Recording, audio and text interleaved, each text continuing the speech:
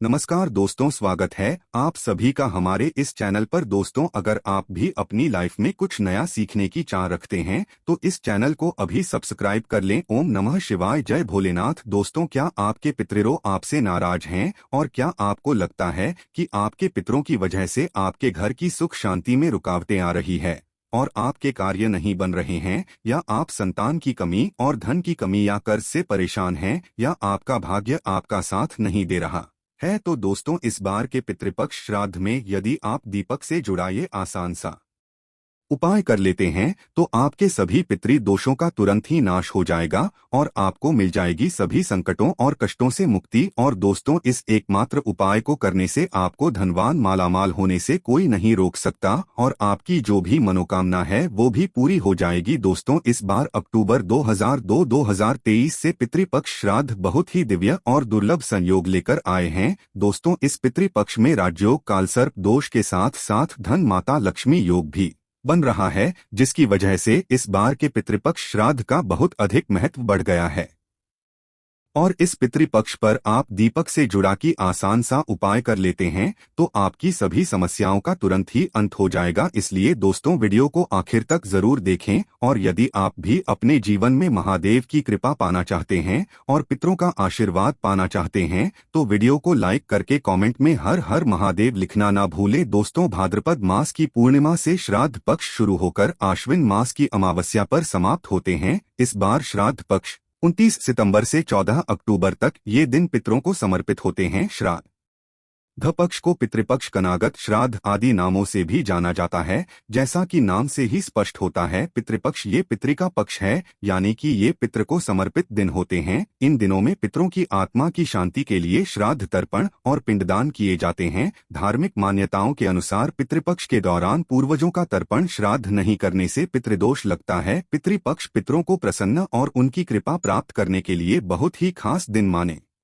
माना जाता है। पितृपक्ष के दौरान श्रद्धापूर्वक अपने पितरों को कुछ अर्पित किया जाए तो उससे पितृ अति शीघ्र ही प्रसन्न हो जाते हैं और अपनी कृपा बरसाते हैं। हिंदू धर्म में पितृगण को देव तुल्य माना गया है। शास्त्रों के अनुसार जिन पर पितरों की कृपा होती है उन्हें सभी देवी देवताओं का भी आशीर्वाद मिलता है। पितृपक्ष पितरों को समर्पित होते हैं, इसलिए इस दौरान कोई भी शुभ मांगलिक कार्य न करें। पितृपक्ष के दौरान पितरों की आत्मा की शांति के लिए श्रीमद्भागवत गीता का पाठ अवश्य करें। पितृपक्ष यानी कि श्राद्ध पक्ष, जिसे कनागत भी कहा जाता है, यह वह समय होता है जब हमारे पूर्वज धरती पर होते हैं और हम श्राद्ध कर्म करके उनका आशीर्वाद प्राप्त करते हैं। हिंदू धर्म में मृत्यु के पश्चात श्राद्ध करना बेहद जरूरी माना जाता है। मान्यता है कि यदि अपने पूर्वजों का तिथि पूर्वक श्राद्ध और तर्पण नहीं किया तो उन्हें इस लोक से मुक्ति नहीं मिलती और वह संसार में ही भटकते रहते हैं। ब्रह्मा वैवर्त पुराण के अनुसार देवताओं को प्रसन्न करने से पहले मनुष्य को अपने पितरों यानी कि पूर्वजों को प्रसन्न करना चाहिए। पितृदोष सबसे जटिल कुंडली दोषों में से एक है। पितरों की शांति के लिए हर वर्ष भाद्रपद मास के शुक्ल पूर्णिमा से अश्विन मास की अमावस्या तक पितृपक्ष श्राद्ध होते हैं। इस दौरान कुछ समय के लिए यमराज पितरों को आजाद कर देते हैं ताकि वे अपने परिजनों से श्राद्ध ग्रहण कर सके। माना जाता है कि जिस घर के पितृ अपने परिवार के लोगों से खुश रहते हैं उस घर के लोगों को देवी देवताओं का भी आशीर्वाद प्राप्त होता है। शास्त्रों के अनुसार जिन लोगों के पितृ उनसे प्रसन्न नहीं होते हैं उन्हें पितृदोष का श्राप मिलता है। माना जाता है कि जिस घर में पितृदोष का श्राप लगता है उस घर के सदस्य कभी भी सुखी नहीं रहते और ना ही वे जीवन में सफलता प्राप्त कर पाते हैं। दोस्तों, आज की इस वीडियो में हम आपको पितृपक्ष में किया जाने वाला एक बहुत ही आसान और असरकारक उपाय बताने जा रहे हैं। इस उपाय करने से भगवान विष्णु और लक्ष्मी जी की असीम कृपा प्राप्त होती है, बिगड़े कार्य बनने लगते हैं, साथ ही पितरों का भी आशीर्वाद मिलता है। पितरों के आशीर्वाद से घर में सुख समृद्धि चली आती है, खुशहाली और शांति बनी रहती है। इसके साथ ही परिवार के सभी सदस्यों को हर क्षेत्र में सफलता प्राप्त होती है और जीवन के सभी कष्टों और दुखों से मुक्ति मिलती है। दोस्तों, इस उपाय को सही प्रकार से करने के लिए आप हमारी इस वीडियो को एंड तक अवश्य देखें और बढ़ने से पहले आपसे रिक्वेस्ट करते हैं कि वीडियो को लाइक जरूर करिएगा, दोस्तों वो शेयर कर दीजिएगा। और यदि आपने अभी तक चैनल को सब्सक्राइब नहीं किया है तो चैनल को सब्सक्राइब करके बेल आइकन जरूर दबाइएगा। दोस्तों, वैसे तो ये उपाय पितृपक्ष में रोजाना करने चाहिए क्योंकि यह 16 दिन पितरों को समर्पित होते है, किंतु यदि रोज ना कर पाए तो पितृपक्ष की पूर्णिमा, पितृपक्ष की अमावस्या और पितृपक्ष की एकादशी के साथ ही आपके पितरों की जो मृत्यु तिथि है उस दिन इस उपाय को अवश्य ही करें और पितृपक्ष की अमावस्या पर भी अवश्य करें। यह उपाय आपको संध्या काल या रात्रि के समय करना है। इस उपाय को सुबह या दोपहर के समय ना करें। उपाय को करने के लिए आप अच्छे से मुंह हाथ पैर धोकर साफ हो जाएं और स्वच्छ वस्त्र धारण करें। इसके पश्चात एक दिया तैयार करें। दिए में एक रुई की बाती लगाएं और शुद्ध घी भरें, और शुद्ध घी ना हो तो इस दिए में आप सरसों का तेल भरें और इस दिए में आप थोड़े से काले तेल डाल दें। इस उपाय को करने के लिए आप मिट्टी का, पीतल का या आटे का कैसा भी दिया ले सकते हैं। यदि आप आटे का दिया ले रहे हैं तो आटा साफ होना चाहिए और आटे में नमक नहीं भी होना चाहिए। दिया बनाने के पश्चात अब आप अपने घर के दक्षिण कोने को साफ करें। यदि आपके घर के दक्षिण कोने में स्टोर रूम है या बाथरूम वगैरह बना है या खाली स्थान नहीं है तो आप अपने रसोई घर के सबसे दक्षिण कोने को साफ करें। यदि रसोई घर में भी ऐसा साफ स्थान नहीं है तो आप अपने किसी भी कमरे के दक्षिण कोने को साफ करके वहां पर इस दिए को रखें। यदि किसी कमरे में भी ऐसी जगह नहीं है तो आप मंदिर के पास साफ स्थान पर इस दिए को आपको ऐसे रखना है कि दिए की जो बात आती है यानी जो लोग हैं वो दक्षिण दिशा की तरफ होनी चाहिए, यानी कि दिया का मुख आपको दक्षिणी दिशा की तरफ करना है। और ये भी ध्यान रखें कि दिए को सीधे जमीन पर ना रखें। दिए के नीचे कोई कपड़ा बिछा दें या कोई कटोरी प्लेट रख दें हैं या फिर थोड़े से साबुत चावल रख दे। सीधे जमीन पर दिया ना रखें। सीधे जमीन पर रखा हुआ दिया अपूर्ण माना जाता है। दिया जलाने के पश्चात सबसे पहले आप भगवान श्री गणेश को प्रणाम करें, फिर भगवान विष्णु और मां लक्ष्मी जी को प्रणाम करें। इसके पश्चात पितृदेव को प्रणाम करें। भगवान से अपने पितरों की आत्मा की शांति की प्रार्थना करें। इसके पश्चात पितरों से मुक्ति की प्रार्थना करें। इसके पश्चात आप भगवान विष्णु जी के महामंत्र ओम नमो भगवते वासुदेवाय का 11 बार जाप करें। मंत्र का जाप करने के पश्चात अब आप पितृदेव के इस मंत्र का 108 बार जाप करें। मंत्र इस प्रकार है। एवं पितृदेव, इस मंत्र का आपको 108 बार जाप करना है। आप किसी भी माला पर जिस पर आप मंत्र का जाप करते हैं उस पर भी इस मंत्र का जाप कर सकते हैं, या फिर उंगलियों पर गिनकर या माचिस की तीली पर या मिश्री के दाने पर गिनकर भी आप इस मंत्र का जाप कर सकते हैं। दोस्तों ध्यान रखें, इस मंत्र का जाप आपको दक्षिण दिशा की तरफ मुंह करके करना है। शास्त्रों में बताया गया है कि पितृ लोग दक्षिण दिशा में हैं। दक्षिण दिशा पितरों की दिशा होती, इस दिशा में पितरों का वास होता है। श्राद्ध पक्ष में दक्षिण दिशा में इस प्रकार दिया जलाने से और मंत्र का जाप करने से पितृदेव की असीम कृपा प्राप्त होती है और पितृदोष पितृ आशीर्वाद में बदल जाता है। मंत्र का जाप करने के पश्चात आप अपने पितरों को, अपने पूर्वजों को प्रणाम करें और सभी कष्ट, दोहक, दरिद्रता को दूर करने की प्रार्थना करें। दोस्तों, इस उपाय को करते समय कुछ बातों का विशेष ध्यान रखें। इस उपाय को करते समय स्वच्छता और पवित्रता का विशेष ध्यान। महिलाएं पीरियड्स के दौरान इस उपाय को ना करें। इस उपाय को जरूरी नहीं है कि परिवार का एक सदस्य ही रोजाना करें, इससे परिवार में कोई भी कर सकता है। और यह भी जरूरी नहीं है कि घर के पुरुष या लड़के ही इस उपाय को करें। इस उपाय को घर की बेटियों, बहुओं ये भी कर सकती है। इसके साथ साथ इस बात का विशेष ध्यान रखें कि पितृपक्ष में आप किसी भी प्रकार की तामसिक चीजों का सेवन न करें। पितृपक्ष में प्याज, लहसुन, अंडा, तंबाकू, सिगरेट, शराब आदि चीजों का भूल कर भी सेवन करें। और यह दिया आप अपने घर पर ही जलाएं। और यदि आप किसी और के घर गए हुए हैं तो किसी और के घर में आप इस दिए को अपने पितरों के नाम से ना जलाए। यह उपाय आपको अपने घर पर ही करना है। पितृपक्ष के दौरान कोई भी शुभ कार्य नहीं करना चाहिए। इस दौरान कोई वाहन या नया सामान ना खरीदे। रोजाना की जरूरत के अलावा कोई भी नया सामान पितृपक्ष में नहीं खरीदना चाहिए। पितृपक्ष के दौरान नाखून नहीं काटने चाहिए, बाल नहीं काटने चाहिए, दाढ़ी मूछ भी नहीं बनानी चाहिए। पितृपक्ष में ब्राह्मण गायों, कुत्तों, चींटियों, बिल्ली आदि को भोजन अवश्य ही कराना चाहिए। पितृपक्ष के दौरान कोई भी सौंदर्य प्रसाधन की चीज लगाने से बचें। पितृपक्ष के दौरान लड़ाई झगड़े ना करें, प्रेम से रहे, किसी की भी निंदा ना करे, लड़ाई झगड़े ना करे। पितृपक्ष के दौरान इन सभी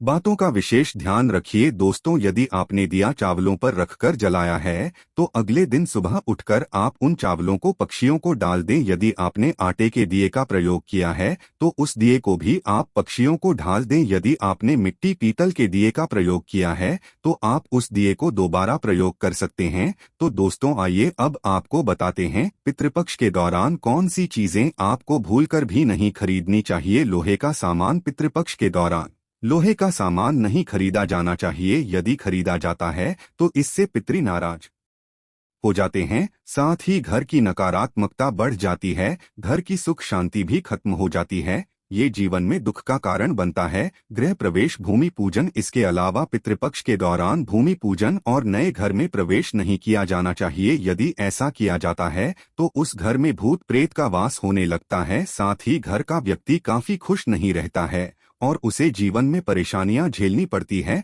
वहीं घर के व्यक्ति अक्सर बीमार भी रहने लगते हैं, क्योंकि ऐसा करने से पितृ नाराज हो जाते हैं। नए कपड़े पितृपक्ष में नए वस्त्र नहीं खरीदे जाना चाहिए। हालांकि श्राद्ध पक्ष के दौरान नए वस्त्रों का दान जरूर जाता है, किंतु पुराने वस्त्र का नहीं और न ही नए वस्त्र खरीदे जाते हैं। यदि ऐसा किया जाता है तो उस पत्र नाराज हो जाते हैं और उसका शुभ प्रभाव जीवन पर देखने को मिलता है। मांस मदिरा पितृपक्ष या याद पक्ष के दौरान मांस मदिरा नहीं खरीदी जानी चाहिए, न ही इसका सेवन करना चाहिए। यदि मांस मदिरा का सेवन किया जाता है और उन चीजों को खरीदा जाता है तो इससे पितर नाराज हो जाते हैं और जीवन पर काफी ज्यादा प्रभाव देखने को मिलता है। इतना ही नहीं, वंश पर इसका सबसे ज्यादा पड़ता है, घर में कलह भी बढ़ जाता है। आइए अब आपको बताते हैं श्राद्ध विधि और श्राद्ध का भोजन। पौराणिक ग्रंथों के अनुसार श्राद्ध करने की भी विधि होती है। यदि पूरे विधि विधान से श्राद्ध कर्म न किया जाए, मान्यता है कि वह श्राद्ध कर्म निष्फल होता है